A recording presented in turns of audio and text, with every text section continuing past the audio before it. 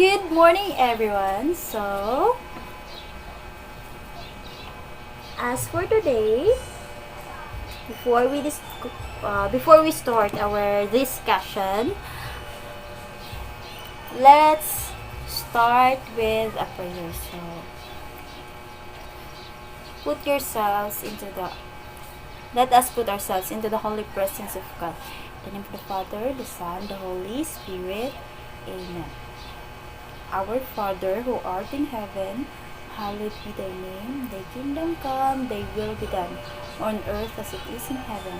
Give us this day our daily bread, and forgive us our trespasses, as we forgive those who trespass against us. And lead us not into temptation, but deliver us from evil. Amen. Father, the Son, the Holy Spirit. Amen. Please be seated, everyone. I am going to check your attendance. As I call your name, please say present. Alcantara, Alingasa, Bujungan, Coronica, Sumalinog, Tiin. 4 males, Alcalde, Abad, Bujungan, Camuro, De La Cruz, De La Serna, Davao, Sumalinog, and Ramos.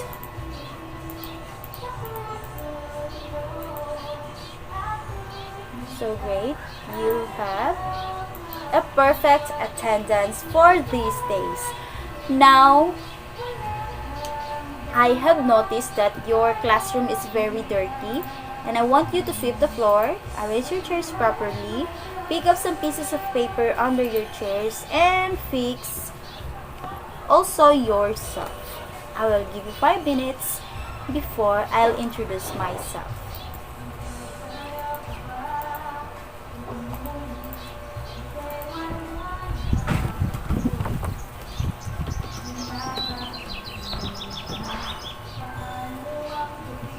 So I think your time is now over. Now I'm going to introduce myself to you.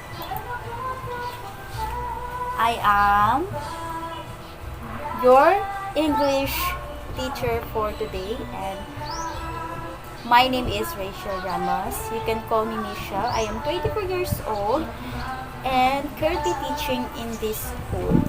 So once again, good morning. So for today's discussion, I just wanted to ask you, do you have any idea what is the word subject and predicate? You have any understanding about the subject and predicate in your previous lesson? Before we start the activity. Yes, Miss Alcantara. Yes. The subject is whom is the sentence about? How about the predicate? What is your understanding about the word predicate? Of course, all predicate are part of the sentence. So the subject here is the sentence that what or whom the sentence is talking about. So, for example, I want to give an example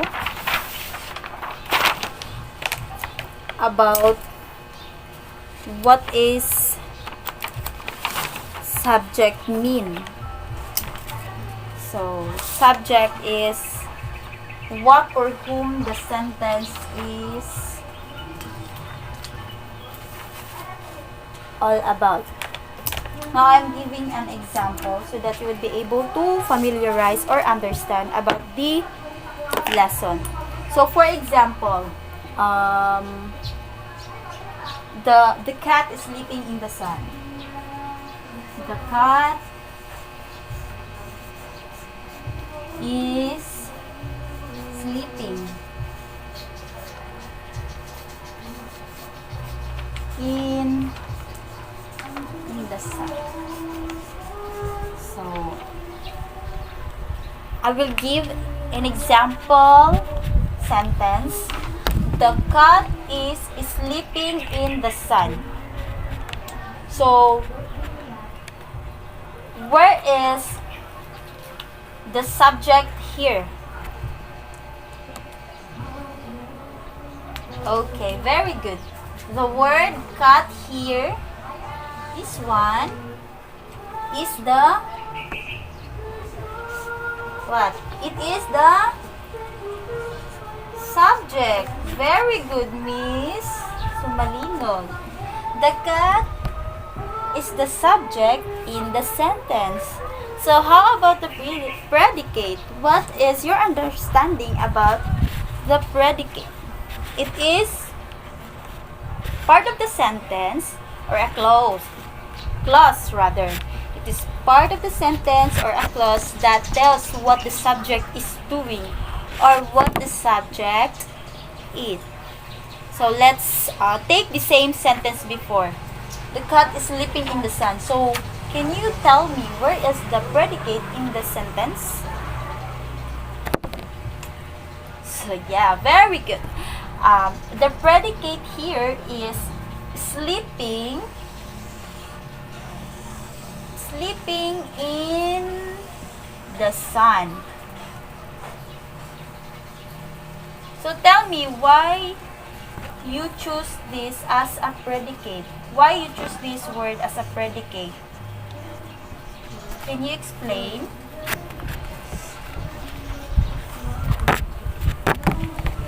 Because it's dictating what was the cat is doing. Okay, very good. So now let's proceed to your first activity. So I want you to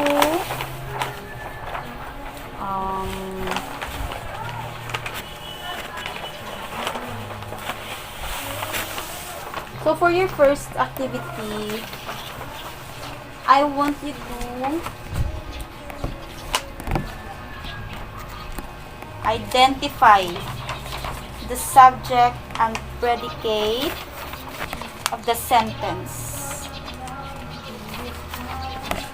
I want you to identify the subject and predicate in these following sentences. Don't worry, students. This is only basic. Oh my god. My face column.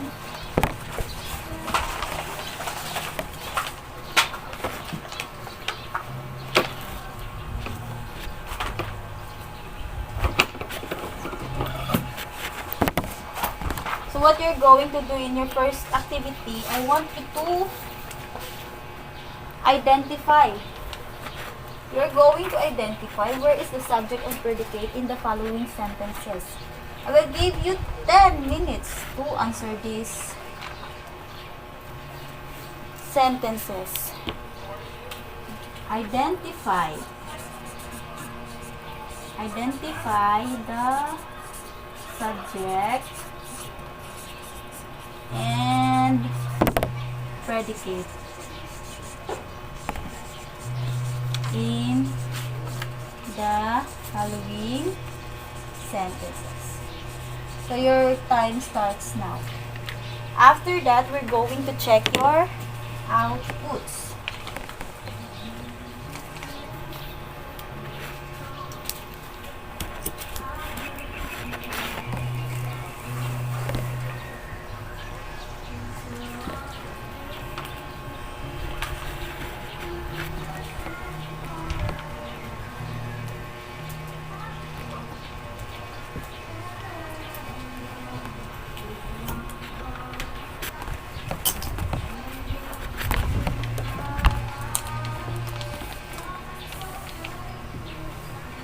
Okay, time is up. Now we're going to check your output. So what is the correct answer in sentence number 1? Where is the subject here? Can you tell me where is the subject here? The subject here is the Indian team. How about number 2? Where is the subject in this sentence?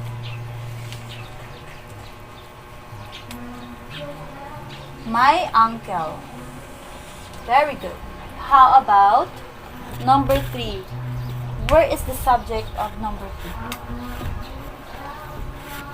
An old woman. Number 4, you. And number 3, Rain and his friends. So, how about the predicate? Our subject in number 1 is the Indian team. So, what is the predicate in the sentence? Yes, very good. It is won the match. The Indian team won the match. Always remember that predicate is about the it is about the clause that tells what subject is doing. So the Indian team won the match, and my uncle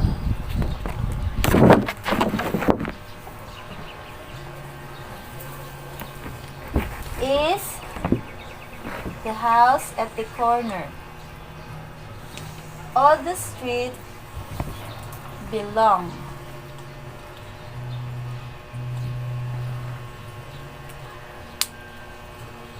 So the house at the corner is belong to his uncle. The predicate here is the house at the corner of the street. Belong to what? Belong to the subject, and the subject here is my uncle. An old woman live in the hut. So what are you? I think there is no predicate in this sentence, because what are you doing? You is the subject here, and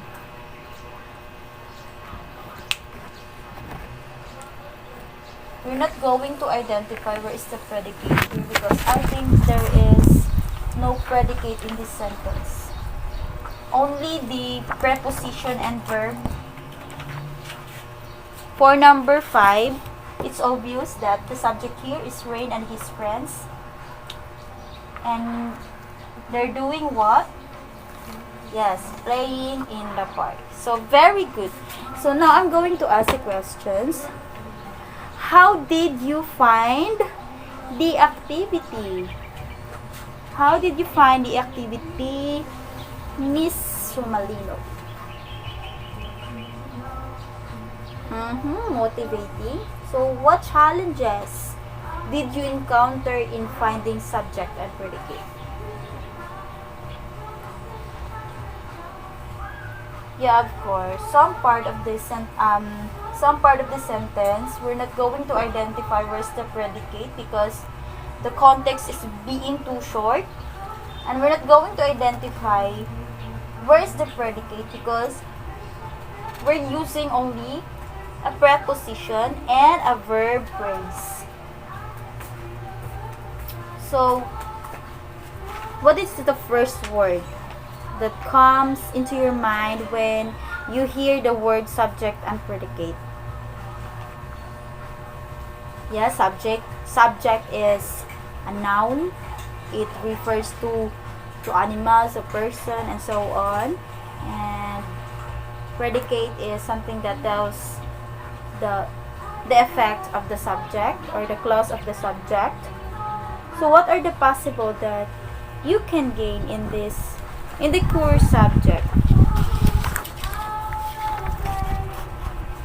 You can be able to acquire new understanding, able to familiarize what subject and predicate in your field as a student. Now, for your next activity, we are going to sort. We're going to sort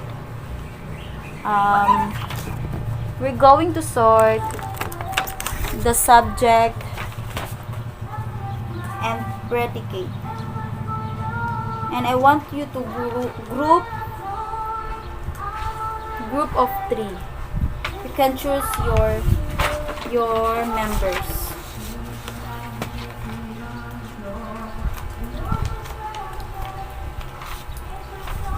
Three groups only.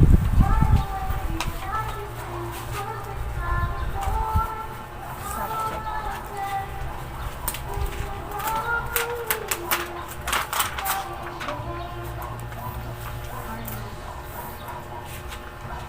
What you're going to do now is to sort the subject, and we're going to sort the subject and the predicate. Sorry, sira yung ano natin. Gabiin nato ng bebo, dilaog, buhat ko.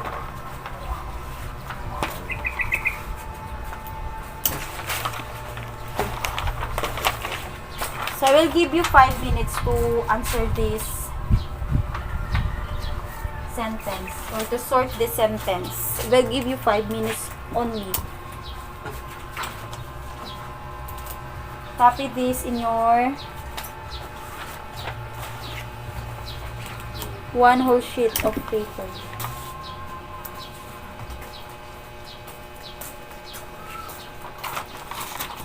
Five minutes starts now.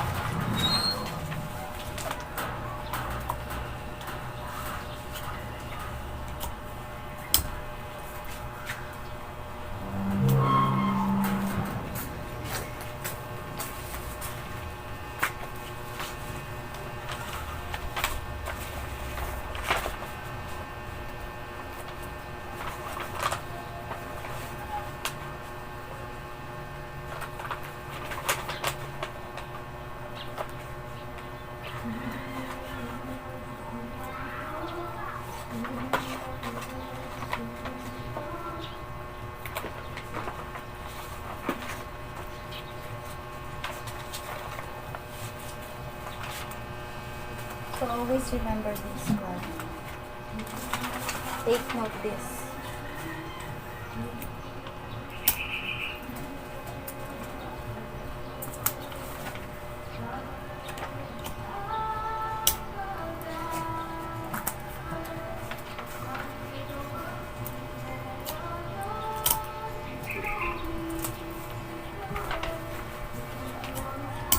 Wapo ito mag-hotcake, ay.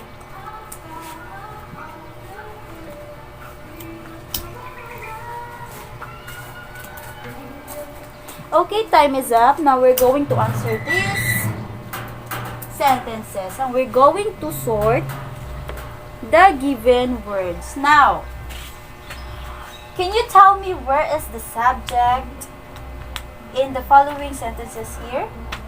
Yes, Miss Alcantara? Okay, the word boy, the boy, and girl. What else? My teacher is the subject here. My teacher. What else? My friend and I. My friend and I. So, lastly, my aunt and uncle. So the remaining sentence is the predicate. Now, how can we assure that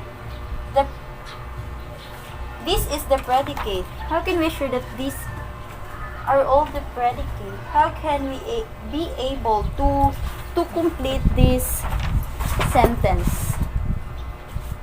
The boy and girl tough as mom? No. The boy and girl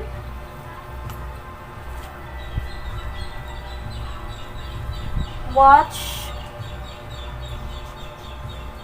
TV. Watch TV. My teacher, yes, went to Florida. And my friend and I ate all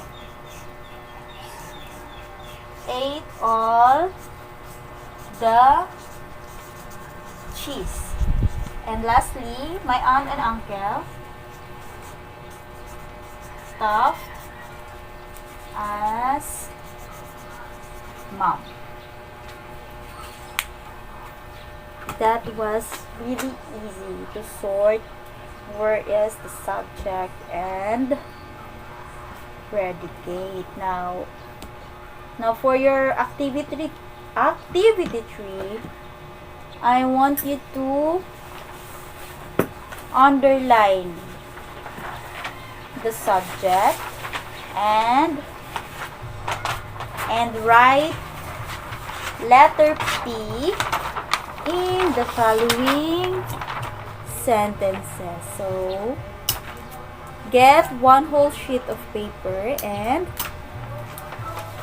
copy this one. I want you to underline the subject and predicate. I want you to underline the subject and write letter P if the sentence is predicate here. So your time starts now. I will give you 8 minutes or 7 minutes to answer these following sentences.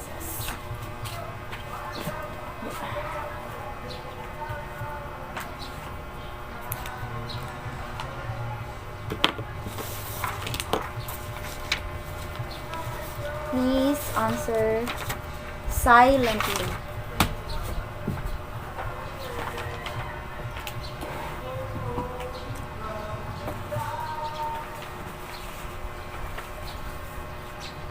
Don't forget that when we say subject, it is about who or what the person is, or who or what the sentence is about, and predicate is a clause that tells what the subject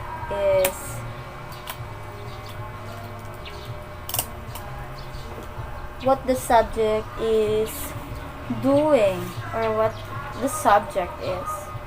Predicate is a clause, and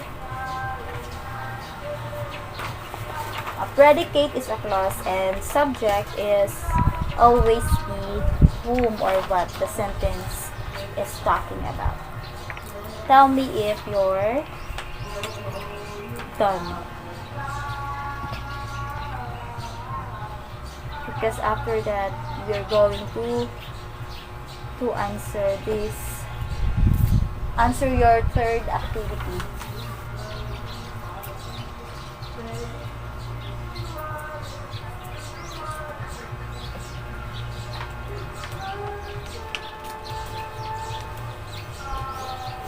If you have any question, you can ask me.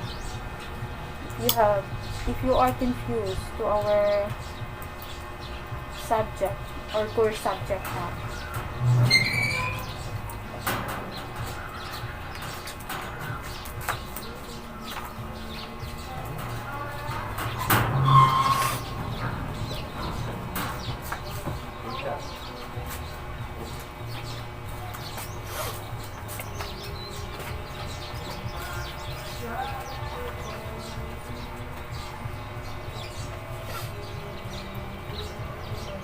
My nose is very itchy.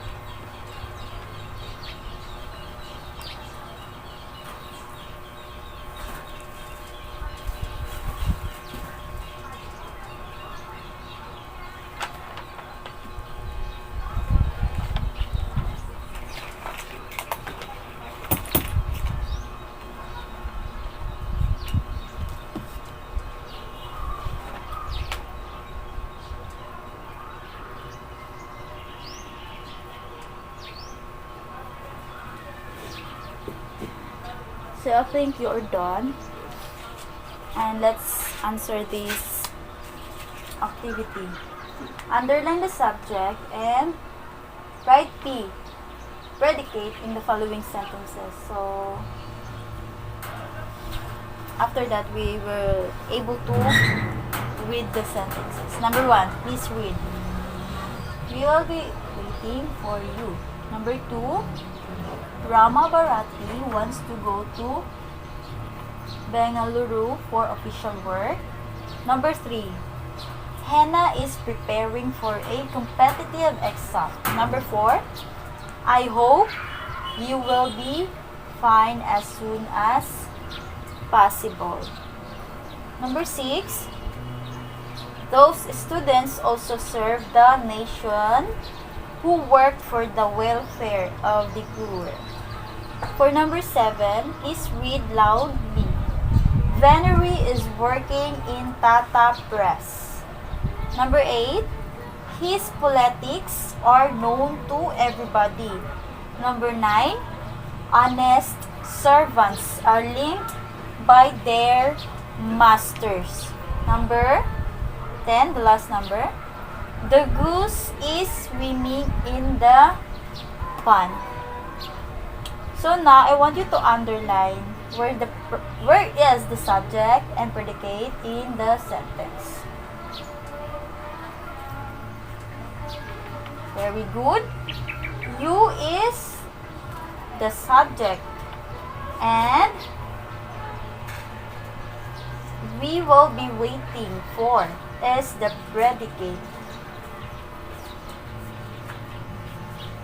Rama Bharati is the subject. Always remember that when referring to subject, it is what or whom the sentence is about, and when we say predicate, it tells about the clause of the subject. So Rama Bharati wants to go to Bengaluru for official work is the predicate here.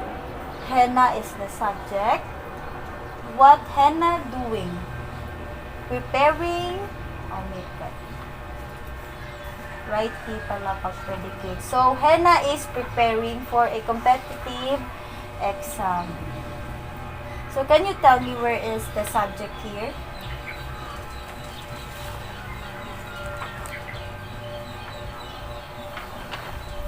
So the subject here is I. Am I right?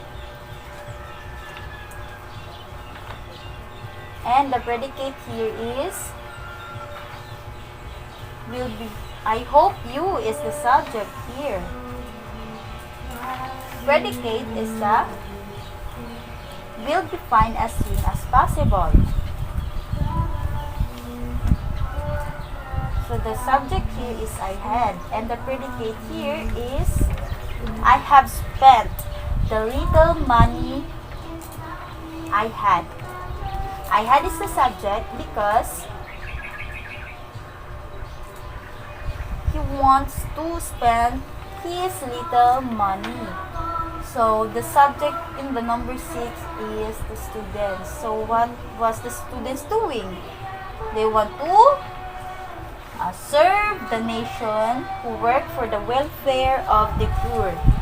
So Venery is the subject in number 7, and the predicate is working in the Tata Press. So Venery is working in Tata Press.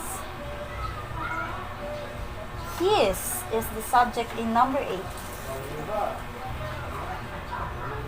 So what would be the predicate in number 8?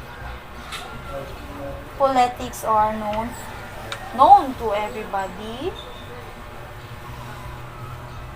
Servants. Honest servants is the subject in number 9. So the honest servants are linked by their masters. So the predicate is swimming in the pond. Who swim in the pond? The goose. Very good. You get a great idea. Now, what you're going to do for your next activity, I want you to compare and construct. No, compare and contrast. I want you to describe the importance of learning the subject and predicate. I want you to feel what have you learned in the topic, and after that you're going to convey information, ideas based on your understanding towards the core subject.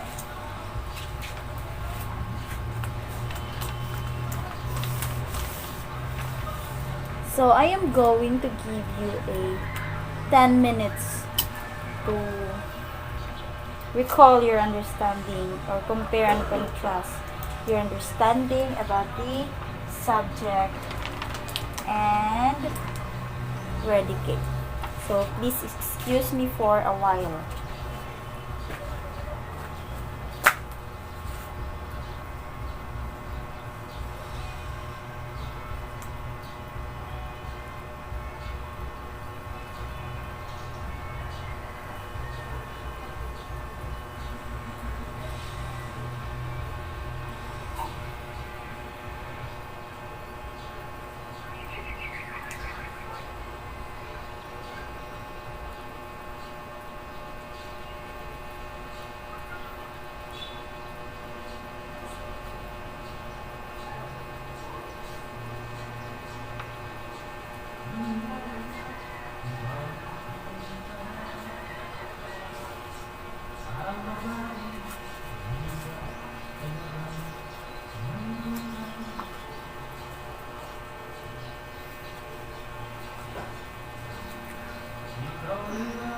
Don't worry guys, I'll give you enough time to think what is the similarities and differences of subject and predicate.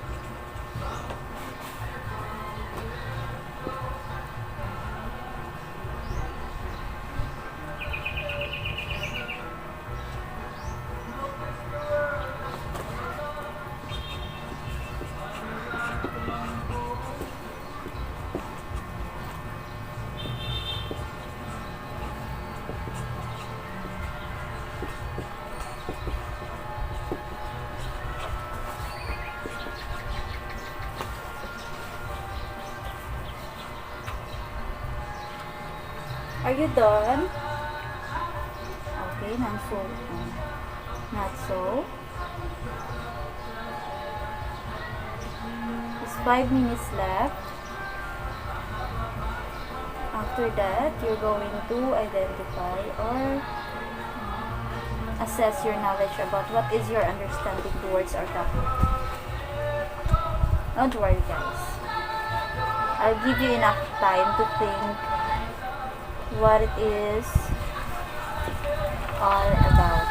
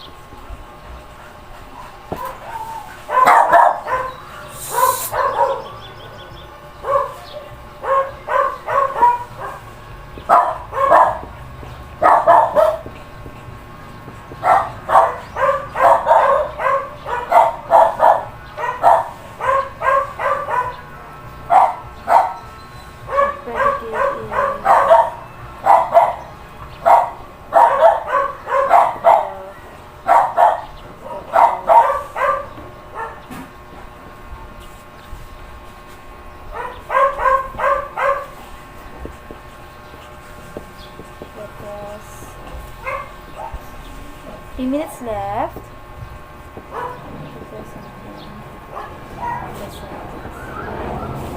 We're done.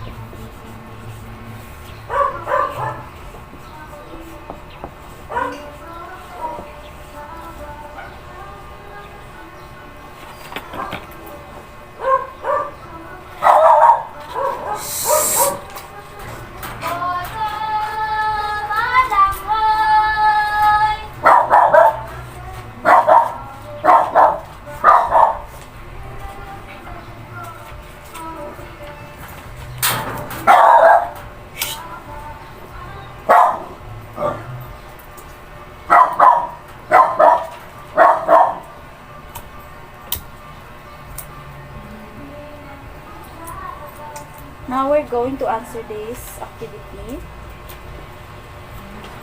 Can you give me the similarities of the subject and predicate? Can you give me your understanding?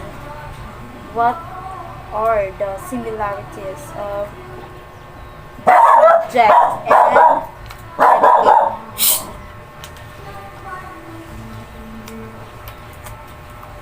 It is, yes, part of the sentence. Yes, we know that the subject and predicate always and must be organized or emphasized within the sentence. Now you're going to tell me what is your understanding towards the differences of these two.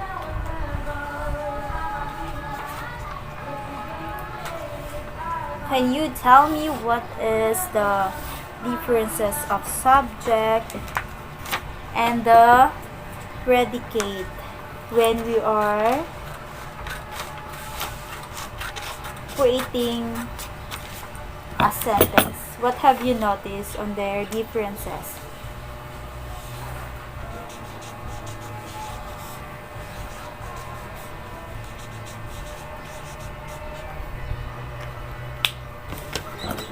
Okay. The subject always defined or referring to who or what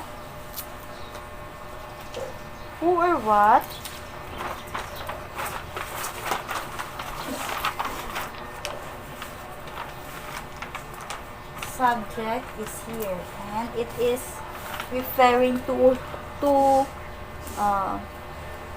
or what the sentence is talking about, as discussed earlier. How about the predicate? What is your understanding? Ay, nako. What is your understanding to the differences of the predicate in the subject? It's, now I'm going to write what is the difference. Task.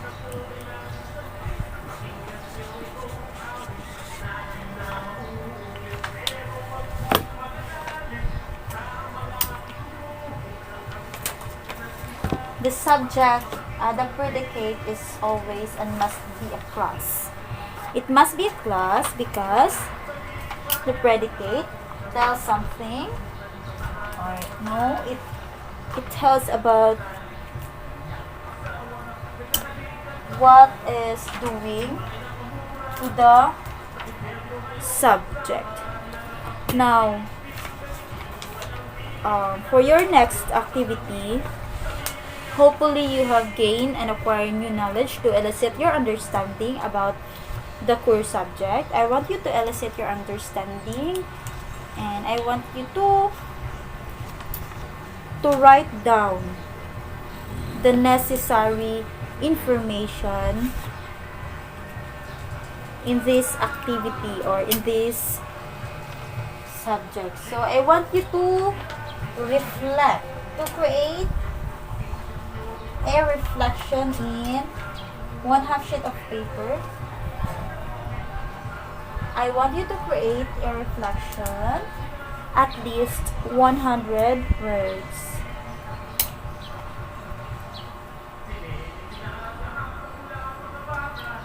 I want you to create a reflection or a learning insight based on what you have gained about the lesson. At least 100 words. I will give you 10 minutes to create your words in this topic.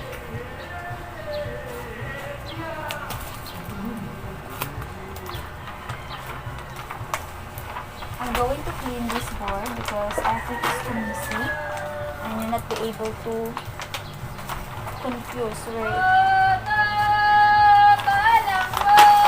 is our topic for today.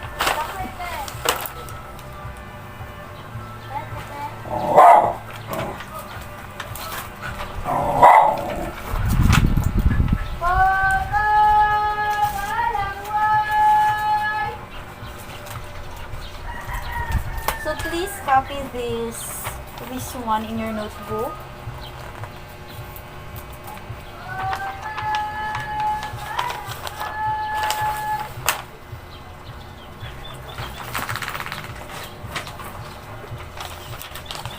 So I want you to reflect all your understanding. I want you to write the learning insight towards the subject or towards the topic. And must create at least 100 words.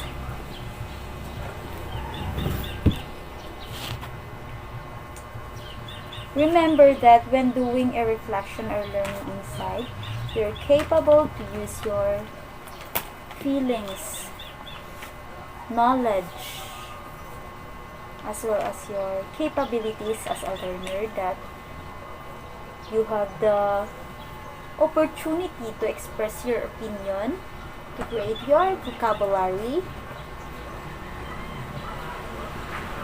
about the core subject. And after you finish writing those reflection or learning insight, you can pass your paper and I'll give you an assignment to be passed tomorrow. So hopefully that while you are creating your reflection, you have conveyed a creative reflection.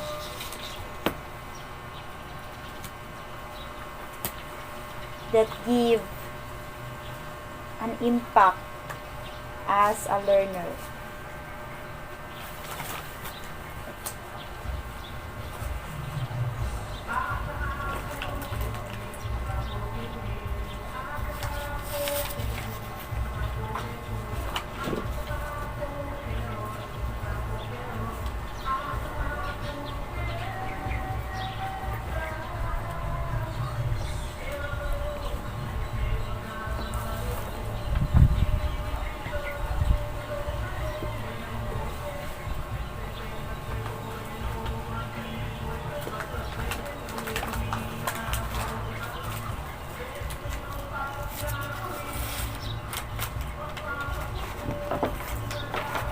So as you write, I will post your assignment in the blackboard. Please write it in your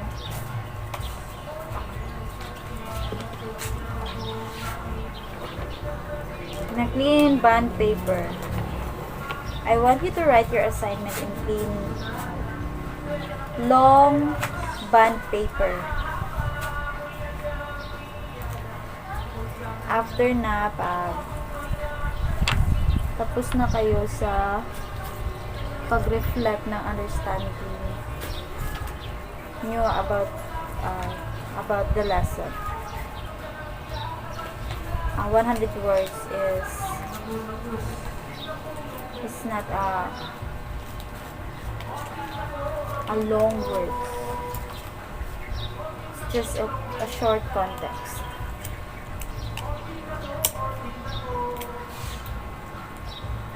Three minutes left.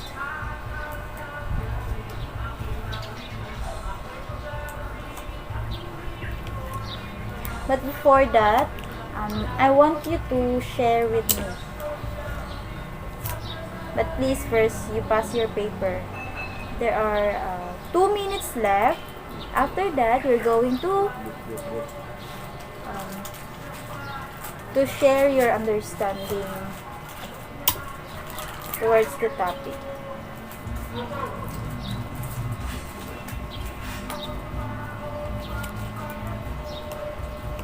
The song is really bad. I don't like to hear it.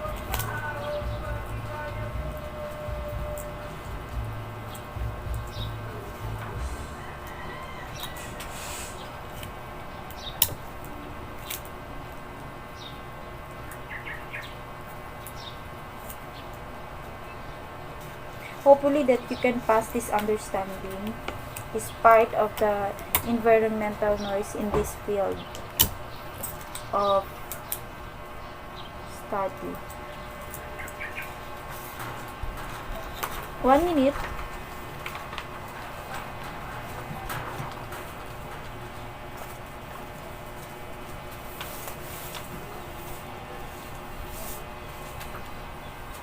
So, okay. Now, as I call your name, can you share me what you have understand about the lesson for today? So, Miss Alingasa, what is your understanding towards our topic? What is your insight, learning insight? Just a little share knowledge. What you have learned?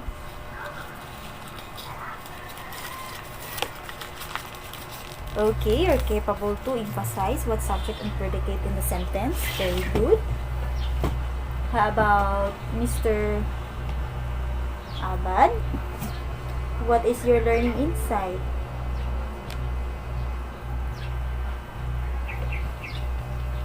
You're able to reflect something that explain what subject and predicate is. What else? Can you give me some idea?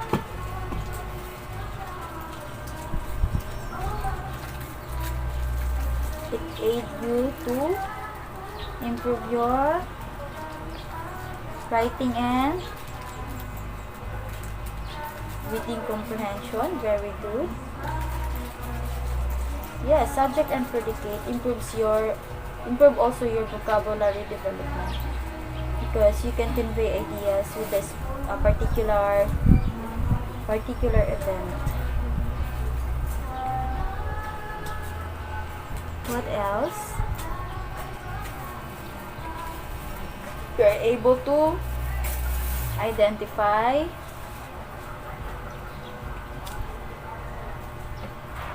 you're able to identify the subject and predicate in the given sentence. Very good. Hopefully that you're creating at least 100 words of your reflection, so that I can give exact points. Before that, I'm going to read your learning insight. Don't worry, I won't mention your names. I just read it.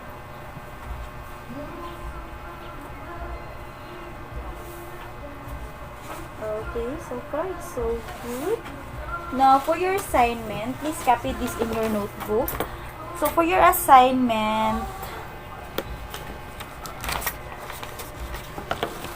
I want you to create a sentence about what you have learned from our lesson.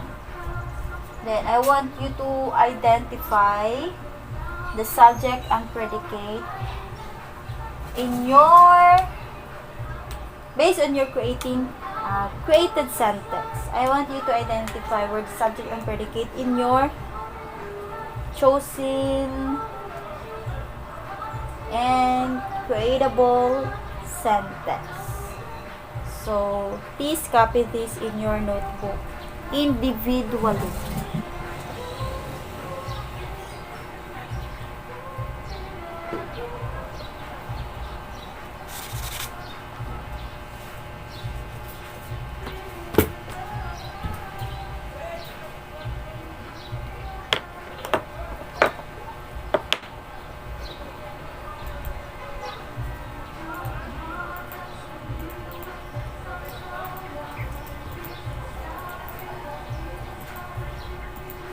So, if you're done, you can now clean your classroom, and after that, we have our prayer to end the class today.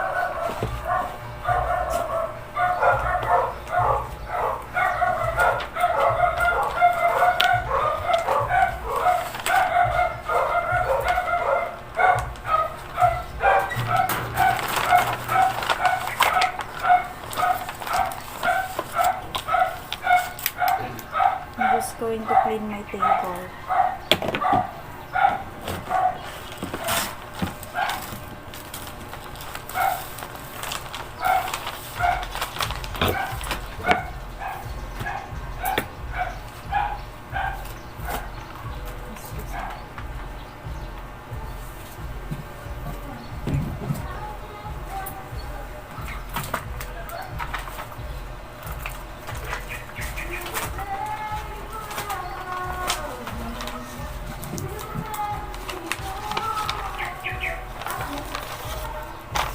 So please clean up your classroom. Pick up pieces of paper, and let's have our prayer.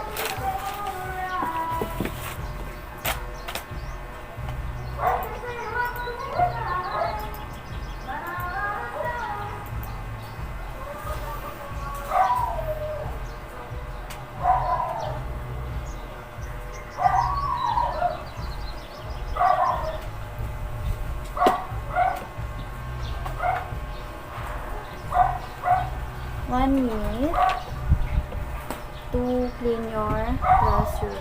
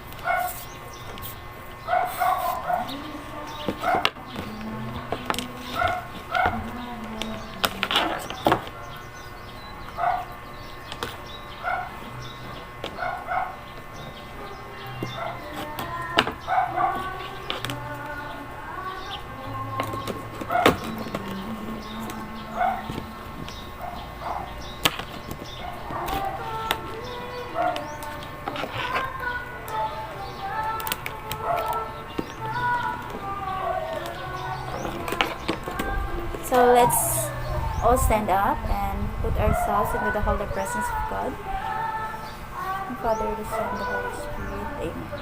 So thank you, Lord, for this successful presentation, and hopefully that the learners who listen to my lesson today will be able to pass their knowledge to their friends, relatives, and so on. Hopefully that you always guide them and protect them in any unsafe matters, protect them from evil, guide them always in their studies. In the name of the Father, the Son, and the Holy Spirit. Amen. So, goodbye, class.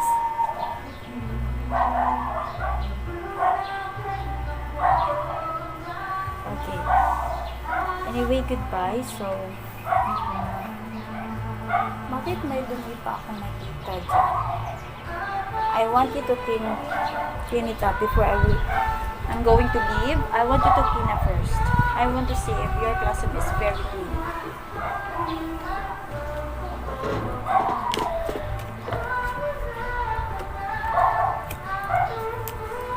There are 2 minutes left, or 3 minutes to be finish your area. Clean up your area properly before I leave in this classroom.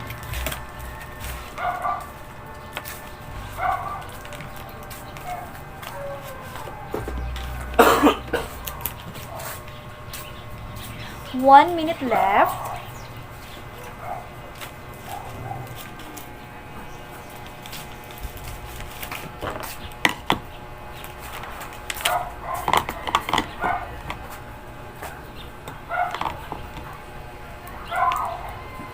I just fix myself before I leave.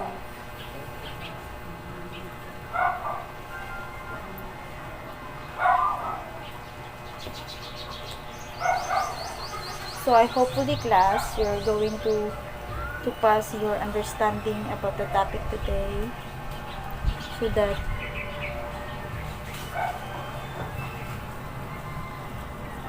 knowledge will be valuable and you can give something good impact to yourself, because you are able to help someone based on what you have learned from the particular lesson.